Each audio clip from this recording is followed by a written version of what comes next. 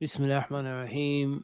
Assalamu alaikum rahmatullahi wa barakatuhu. We're living in the Gaza era and we must take lessons from the situation in Gaza. And one thing that's sticking out in my mind, which I haven't been able to get over, is that we're in a situation, and this video is primarily it's going to the Muslim men, okay? That we as a Ummah, the men of this Ummah, are not in a situation where we can protect our women and children from being slaughtered, from being starved to death, from being killed, raped and tortured on a daily basis. The Muslim men of this ummah are in such a bad state that one country can basically invade 6 or 7 countries and we can't do nothing to stop it. That is not how the ummah of Muhammad sallallahu alaihi wasallam should be. And we know that. But it's our fault. Our enemies are our enemies and they will do what enemies do. But we let it happen.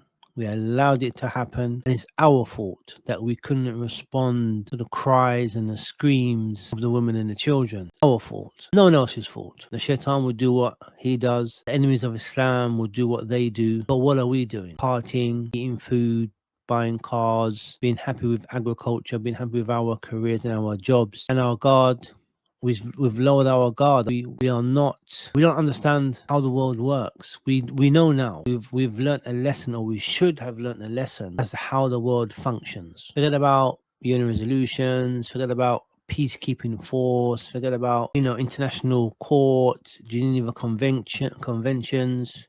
Reality is, if you can't protect your women and children in this world today, you're liable to be oppressed and no one's coming to save you. There's no one coming to save you. The Gaza situation, we now know where power lies. We now know the rules-based system, who it's for and who it's not for. We know who it applies to. And no one is coming to your help. If you're a Muslim, if you're a person of color, no one is coming to help you when you're getting slaughtered. That's just the situation. And it's very sad. And the responsibility of this lies clearly at the feet of Muslim men. And my advice to myself first is to be someone who's always prepared, someone who is trying to build and to strengthen the ummah and to live in reality and not ever to switch off and go to sleep and think everything's going to be okay. It's not.